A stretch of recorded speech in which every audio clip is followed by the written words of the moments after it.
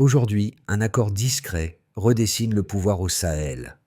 Dans une région habituée aux coups d'État spectaculaires, ce texte énergético-sécuritaire, négocié sans mise en scène, promet de bouleverser l'autonomie électrique, la protection des infrastructures vitales, les chaînes logistiques et l'équilibre des alliances, là où des années de déclarations n'avaient produit que dépendance persistante et vulnérabilité cumulée, dans un Sahel fragmenté par l'insécurité armée, la rareté énergétique et des corridors constamment menacés, qui conditionnent la vie quotidienne des populations et des institutions. Vous vous demandez peut-être pourquoi cela compte pour vous, avec Ibrahim Traoré au centre, et, dans le même mouvement, une architecture silencieuse change durablement la trajectoire régionale. Ce récit ne cherche pas à magnifier un accord, mais à en mesurer la portée réelle. Il promet une lecture claire de ce que change concrètement cette architecture énergétique et sécuritaire, au-delà des annonces et des interprétations idéologiques souvent projetées sur le Sahel. Le bénéfice pour le lecteur est précis: comprendre, en quelques minutes, comment une décision technique peut infléchir durablement la souveraineté, la sécurité et la capacité d'action d'un État sous pression.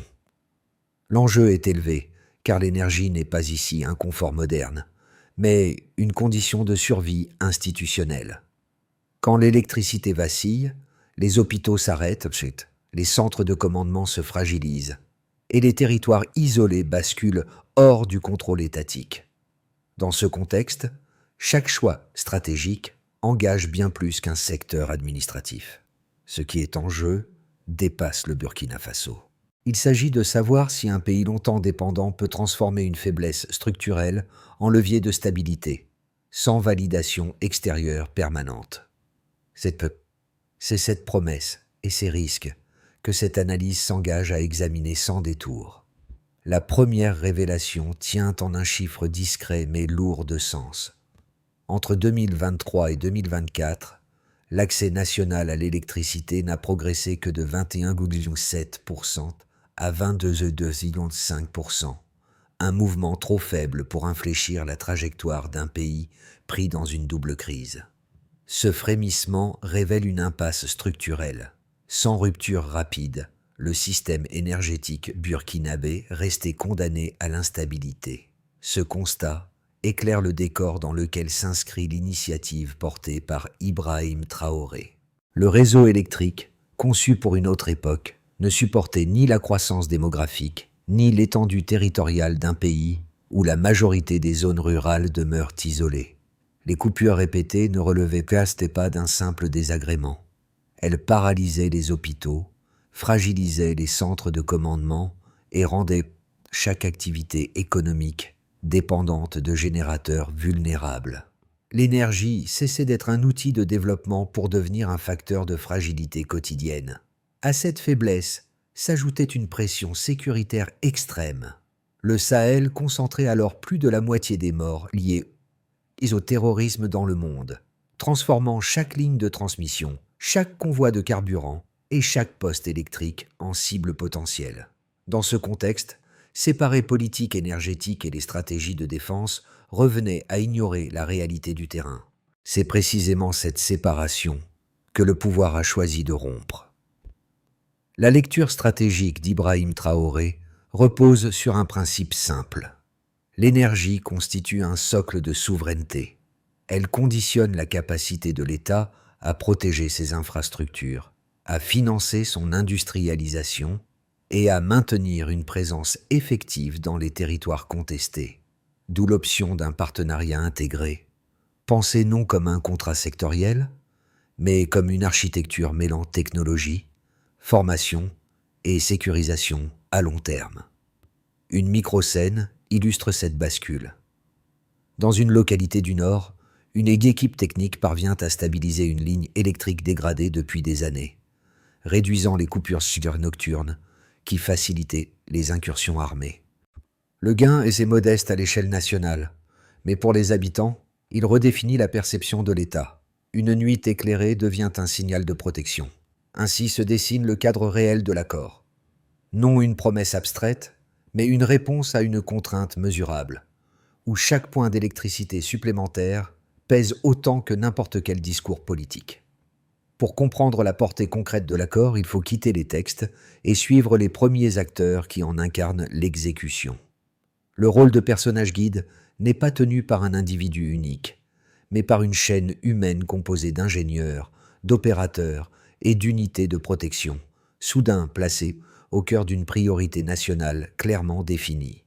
Leur action rend visible ce qui, jusque-là, restait théorique. Dans les centres techniques, des ingénieurs burkinabés sélectionnés au sein de filières locales entament des cycles de formation accélérés, orientés non seulement vers la production énergétique, mais vers la maintenance, la sûreté et la gestion de situations d'urgence. Ce changement de focale est décisif. Il ne s'agit plus simplement de produire de l'électricité, mais d'apprendre à la défendre comme un actif stratégique. La compétence devient un outil de souveraineté, au même titre que les forces armées. Sur le terrain sécuritaire, les effets apparaissent par touches successives. Des unités spécialisées commencent à intégrer la protection des infrastructures énergétiques comme une mission à part entière. Les lignes électriques, les postes et les axes logistiques cessent d'être des points aveugles. Ils deviennent des zones prioritaires, cartographiées et surveillées, modifiant la hiérarchie des interventions et la circulation de l'information opérationnelle. Un second cas concret se joue dans un centre de commandement régional. Les opérateurs testent une interface unifiée permettant de visualiser en temps réel les segments sensibles du réseau électrique. Cette innovation, modeste en apparence, réduit la dépendance aux rapports différés et permet d'anticiper plutôt que de subir. Elle change la temporalité de l'action publique. Ces impacts précoces ne transforment pas encore le pays. Ils signalent autre chose. Un État qui commence à aligner ses compétences, sa sécurité et son énergie autour d'un même objectif. La souveraineté se manifeste d'abord dans ses ajustements mesurables. Tout commence par un déclencheur institutionnel discret mais décisif. En novembre 2025, l'accord de coopération nucléaire est ratifié sans opposition ni débat prolongé. La vitesse surprend dans un pays habitué aux consultations lentes et aux transitions fragiles. Ce vote express agit comme un signal politique clair. La crise énergétique n'est plus traitée comme une déficience technique, mais comme une urgence stratégique engageant la sécurité nationale. En validant ce texte, l'État choisit d'aligner énergie, défense et planification industrielle dans une même trajectoire. Cette ratification ouvre immédiatement une phase d'accélération. Ibrahim Traoré interprète ce consensus comme un mandat opérationnel. Les ministères concernés cessent de travailler en silo. Des groupes de travail conjoints sont constitués, associant ingénieurs, responsables sécuritaires et planificateurs industriels. Les calendriers se resserrent. Les priorités sont redéfinies autour d'un axe unique. Transformer un accord signé en feuille de route nationale avec des responsabilités identifiées et des délais assumés. Le tempo du pouvoir change, rompant avec la gestion fragmentée qui caractérisait les réformes précédentes. La réaction du partenaire russe marque l'apogée de cette séquence. Quelques jours après la ratification, des délégations techniques arrivent à Ouagadougou. Elles ne viennent pas renégocier, mais déployer. Les protocoles de formation sont finalisés. Les modules de conception d'infrastructures sont posés. La logique suivie diffère des approches conditionnelles observées par le passé. Priorité stratégique, mise en œuvre immédiate, continuité dans l'engagement. Cette rapidité crée un contraste net avec les cycles diplomatiques antérieurs et renforce la crédibilité de l'ensemble du dispositif. Dans le même temps, des signaux plus sensibles émergent en arrière-plan. Des analystes évoquent une dimension sécuritaire approfondie, destinée à accompagner la protection des futurs actifs énergétiques. Rien n'est officialisé, mais plusieurs officiers locaux décrivent des ajustements doctrinaux concrets. La défense des infrastructures devient une spécialisation à part entière. intégrée au plan opérationnel. Cette évolution ne crée pas une nouvelle menace. Elle reconnaît que l'énergie constitue déjà une cible centrale dans un environnement marqué par les embuscades et les sabotages. Les répliques de cette séquence dépassent rapidement le cadre national. Au Mali et au Niger, engagés dans des trajectoires comparables, les autorités recalibrent leur propre coopération énergétique et sécuritaire. L'accord burkinabé agit comme une pièce charnière reliant Bamako, Ouagadougou et Niamey en un corridor cohérent. Le Sahel cesse de se fragmenter. Il commence à s'imbriquer, méthodiquement, autour d'infrastructures et de doctrines partagées. À l'extérieur de la région, les réactions confirment l'ampleur du déplacement. À Paris, le pacte est interprété comme la consolidation d'un recul stratégique amorcé depuis plusieurs années. À Washington, les déclarations prudentes sur la souveraineté des choix nationaux masquent une inquiétude réelle face à la redéfinition des normes régionales. Les centres de recherche parlent d'un glissement tectonique. Un espace longtemps administré par des cadres extérieurs commence à produire ses propres règles. À l'intérieur du pays, l'effet symbolique est tout aussi fort. Le scepticisme recule dans certaines zones où l'on jugeait impossible de sécuriser un projet d'infrastructure majeur. Les ingénieurs perçoivent l'émergence d'une filière nationale. Les forces armées constatent un recentrage doctrinal. Sous l'impulsion d'Ibrahim Traoré, cette chaîne d'événements transforme une signature en dynamique et une dynamique en point de non-retour. Le point de départ est clair. L'accès national à l'électricité est passé de 21,7% à 22,5% en un an. Cette progression minimale indique que le réseau existant ne peut absorber ni la demande, ni l'insécurité persistante. Un deuxième indicateur éclaire la contrainte sécuritaire. En 2025, plus de 50% des décès liés au terrorisme dans le monde se concentrent dans la bande sahélienne. Dans un tel environnement, toute infrastructure énergétique devient une cible stratégique prioritaire. Le troisième chiffre concerne la base économique du pays. La production aurifère atteint 57 tonnes en 2023, avec une projection à 60 tonnes l'année suivante. Sans énergie stable, cette ressource majeure ne peut soutenir ni industrialisation, ni sécurisation durable. Pris isolément, ces chiffres décrivent des crises parallèles. Lus ensemble, ils forment une équation unique. Faible électrification, pression armée extrême et richesse minière exposées composent un système instable, incapable de se renforcer par des ajustements marginaux. Chaque pourcentage manquant d'électricité augmente la dépendance aux générateurs. Chaque attaque sur un convoi énergétique fragilise l'économie. Chaque tonne d'or non sécurisée accentue la vulnérabilité stratégique. C'est dans cette lecture systémique que s'inscrit l'approche d'Ibrahim Traoré. Les données ne sont pas traitées comme des résultats sectoriels, mais comme des signaux structurels. L'énergie devient la base, la sécurité le couvercle, les ressources le moteur. Modifier un seul paramètre ne suffit plus.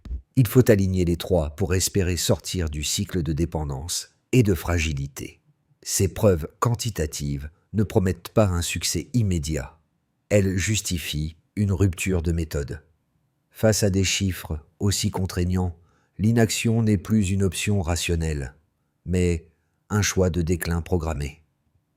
La première critique, formulée par des observateurs prudents, concerne le risque de dépendance stratégique. Selon cette lecture, confier un pilier énergétique aussi sensible que le nucléaire à un partenaire extérieur pourrait enfermer le Burkina Faso dans une relation asymétrique. La technologie, la maintenance et la sûreté resteraient liées à un acteur unique, réduisant la marge de manœuvre nationale à long terme.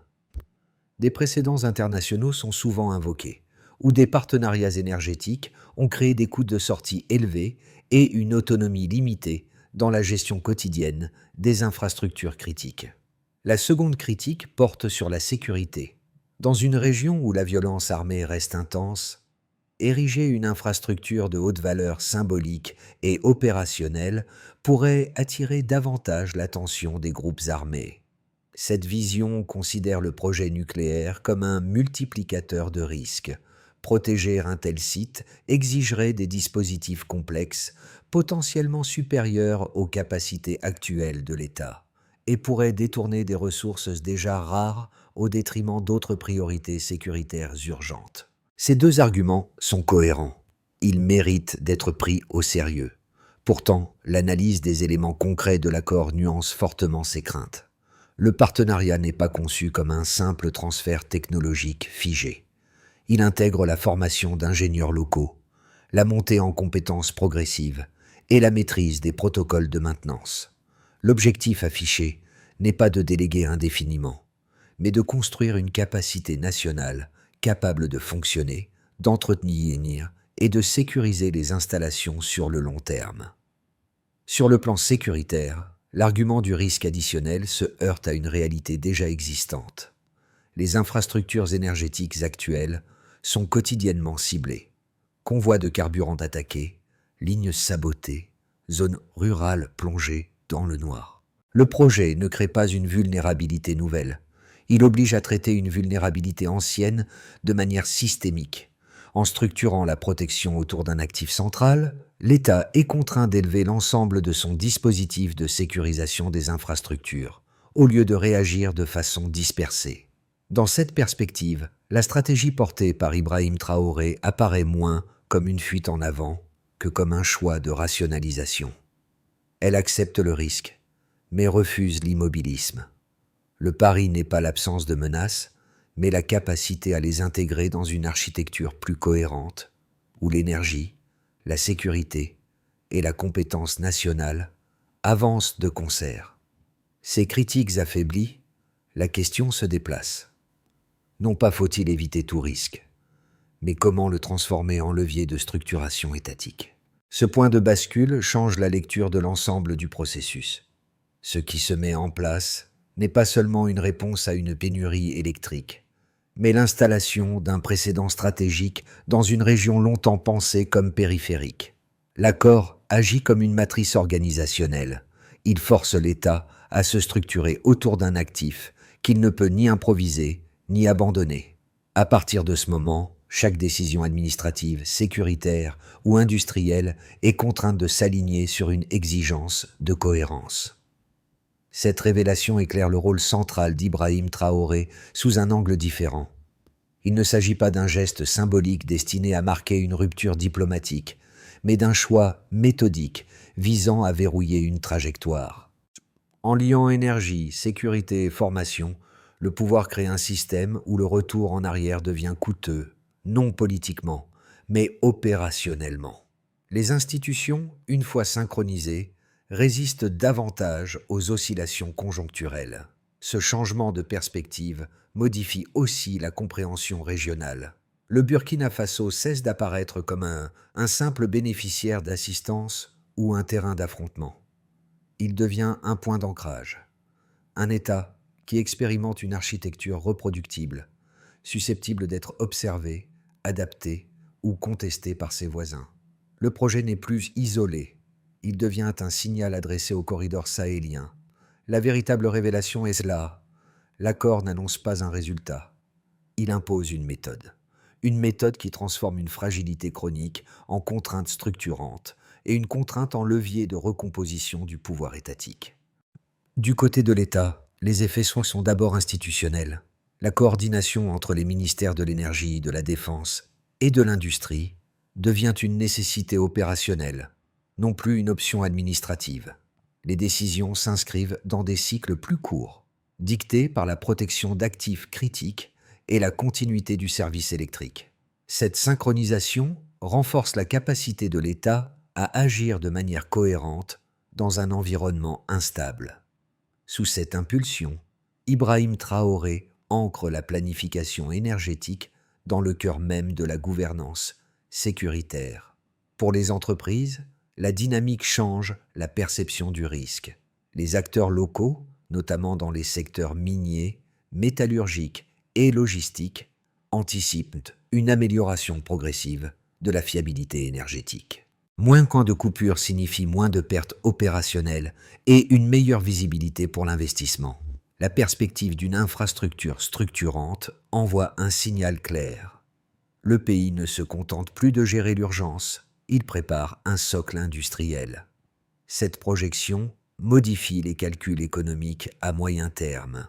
Du point de vue de la population, l'impact se mesure à une échelle plus intime. Chaque stabilisation locale du réseau réduit la dépendance aux générateurs, limite les déplacements nocturnes dangereux et améliore le fonctionnement des écoles et des centres de santé. L'électricité devient un facteur de sécurité quotidienne. Cette évolution nourrit un changement de perception. L'État n'est plus seulement une autorité lointaine, mais un acteur capable d'agir sur des besoins tangibles, ce qui renforce la confiance civique. À l'échelle régionale, enfin, les conséquences dépassent que les frontières. Le Burkina Faso acquiert une position centrale dans un espace sahélien en recomposition. Les pays voisins observent l'émergence d'un nœud énergétique et sécuritaire, susceptible d'influencer les flux commerciaux, les alignements diplomatiques et les coopérations futures. En se plaçant au cœur de cette architecture, Ibrahim Traoré transforme une initiative nationale en levier régional, redéfinissant les rapports de force sans confrontation directe. Dans un scénario de base, la trajectoire actuelle se prolonge sans rupture majeure. Les formations techniques se poursuivent, les protocoles de sécurité s'installent progressivement et la coordination institutionnelle se stabilise. Les gains restent mesurés mais réels. Quelques segments du réseau gagnent en fiabilité, les délais d'intervention diminuent et l'État consolide ses routines de pilotage. Ce scénario ne transforme pas le pays, mais il réduit l'imprévisibilité, condition minimale pour toute consolidation à long terme. Dans un scénario optimiste, l'alignement produit un effet d'accélération contrôlée. Les ingénieurs formés à l'étranger reviennent plus rapidement que prévu, avec des compétences opérationnelles immédiatement mobilisables. Les unités spécialisées sécurisent plusieurs axes énergétiques clés, améliorant la circulation des équipements et des équipes. Les pays voisins adoptent une posture coopérative, ouvrant la voie à des corridors logistiques partagés. Dans cette configuration, la stabilité énergétique devient perceptible pour la population, et l'État bénéficie d'un effet de levier régional qui réduit les coûts sécuritaires. Le scénario le plus défavorable repose sur une convergence de risques. Une dégradation sécuritaire freine les déplacements techniques et allonge les calendriers. Les convois subissent davantage de pression, perturbant la continuité des opérations. Des tensions politiques internes ralentissent l'adoption des normes indispensables, créant des goulots administratifs. Le projet ne s'effondre pas, mais il s'enlise, exposé à une érosion progressive de la confiance et à une fragmentation institutionnelle. Face à ces trois trajectoires, l'enjeu n'est pas de prédire laquelle se réalisera, mais d'identifier les conditions communes de résilience. Coordination inter-institutionnelle, sécurisation des corridors, montée en compétences locales et flexibilité stratégique apparaissent comme des invariants. Penser en termes de conditions plutôt que de pronostics permet d'agir sur ce qui est maîtrisable, plutôt que de subir l'aléa. Pour les observateurs internationaux, cette séquence impose un déplacement du regard. Le Burkina Faso ne peut plus être analysé uniquement comme un espace de crises successives, mais comme un acteur qui tente de structurer une réponse cohérente à des contraintes combinées. Suivre cette dynamique suppose d'observer les micro-signaux plutôt que les seules annonces, formation des ingénieurs, ajustements doctrinaux, normalisation administrative. Ces éléments, souvent discrets, révèlent mieux la solidité d'une trajectoire que les déclarations publiques. Pour les communautés locales et la diaspora, l'enjeu est différent. Cette transformation esquisse un récit alternatif à celui de la dépendance chronique. Elle suggère qu'un État peut reconstruire sa crédibilité en agissant sur des besoins concrets, mesurables, visibles dans la vie quotidienne. S'impliquer ne signifie pas approuver sans réserve, mais comprendre, relayer des analyses rigoureuses et soutenir les initiatives citoyennes qui renforcent la cohésion autour des infrastructures essentielles. La vigilance informée devient une forme d'engagement. Pour celles et ceux qui s'intéressent à la géopolitique, le cas burkinabé fonctionne comme un laboratoire. Il montre comment énergie, sécurité et ressources peuvent être pensés comme un système unique plutôt que comme des dossiers séparés. Analyser ce corridor sahélien demande de raisonner en architecture, pas en événements isolés. Les interactions entre normes, capacités techniques et alignements régionaux offrent des enseignements transposables à d'autres zones fragiles. Dans ces trois perspectives, un point commun émerge. La compréhension précède l'action pertinente. Lire cette séquence avec méthode permet d'éviter les jugements hâtifs et les récits simplificateurs. Cela aide aussi à distinguer ce qui relève d'une stratégie durable de ce qui pourrait n'être qu'un moment transitoire. À ce stade, la question n'est plus seulement ce que fait l'État, mais ce que chaque lecteur choisit d'observer, de questionner et de comprendre dans cette recomposition en cours. Et si vous le souhaitez, voulez-vous continuer vers la partie suivante? La première étape consiste à stabiliser la coordination institutionnelle. Le gouvernement central et les agences techniques en sont les acteurs. Il s'agit d'unifier les normes, de synchroniser les calendriers et de formaliser des protocoles communs entre énergie, défense et industrie. L'horizon se situe entre 0 et 6 mois, avec des indicateurs comme des délais de décision raccourcis, une baisse des redondances administratives et une cohérence des plans d'action. Sous l'impulsion d'Ibrahim Traoré, cette base vise à transformer le consensus politique en capacité d'exécution.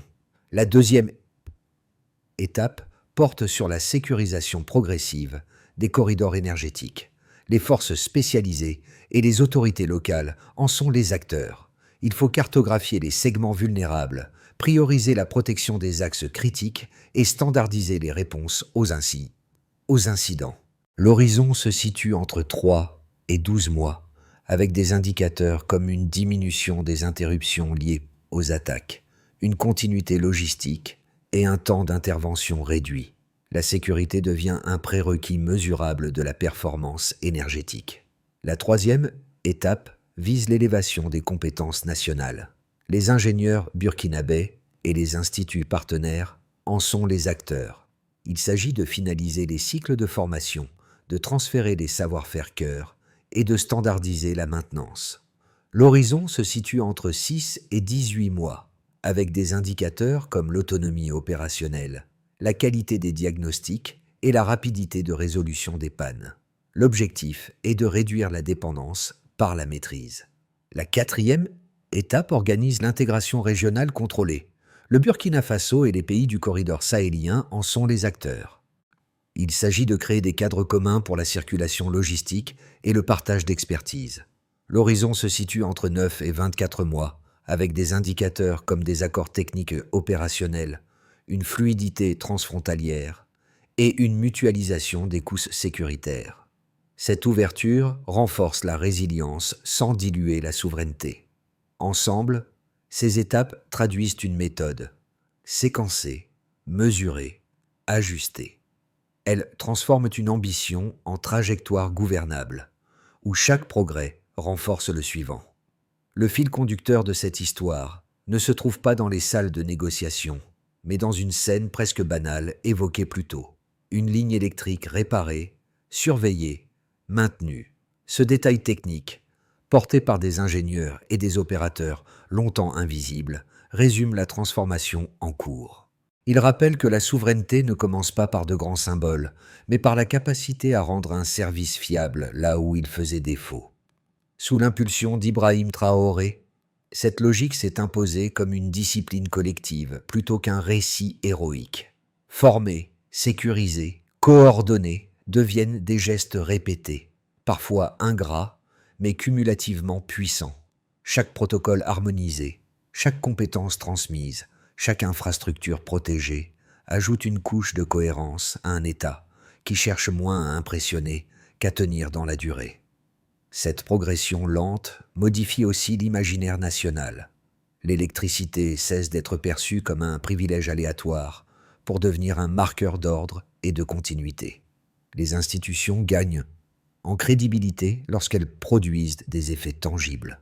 Les citoyens, eux, ajustent leur rapport à l'État lorsque celui-ci agit de manière prévisible et mesurable. La phrase qui s'impose alors est simple et sans emphase.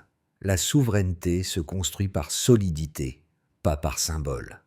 Elle résume un choix stratégique où l'accumulation patiente de décisions structurantes vaut plus que toute déclaration. À ce stade, l'enjeu dépasse un accord énergétique ou une orientation diplomatique. Il touche à la manière dont une société choisit de regarder sa propre transformation. Observer cette trajectoire, c'est accepter de quitter les récits simplifiés pour s'intéresser aux mécanismes concrets. Normes adoptées, compétences formées, infrastructures protégées, décisions maintenues dans le temps. Ce sont ces éléments, souvent discrets, qui déterminent la solidité d'un projet collectif. Cette histoire n'appelle pas une adhésion automatique, mais une vigilance active. Discuter, analyser, confronter les interprétations permet de distinguer ce qui relève d'une stratégie durable de ce qui pourrait rester fragile. En suivant l'évolution de cette architecture, chacun contribue à un débat plus exigeant, fondé sur les faits et les enchaînements réels, plutôt que sur les slogans. La recomposition en cours au Sahel pose une question plus large que le seul cas burkinabé. Elle interroge la capacité des États à transformer des contraintes extrêmes en leviers structurants, sans céder ni à la résignation ni à la fuite en avant. Cette capacité se juge sur la durée, pas sur l'annonce. Alors, face à cette trajectoire encore ouverte, une interrogation demeure. Quelle place cette région souhaite-t-elle occuper dans le monde qui se dessine? Et comment chacun de nous choisira-t-il d'en suivre, d'en comprendre et d'en discuter les évolutions à venir?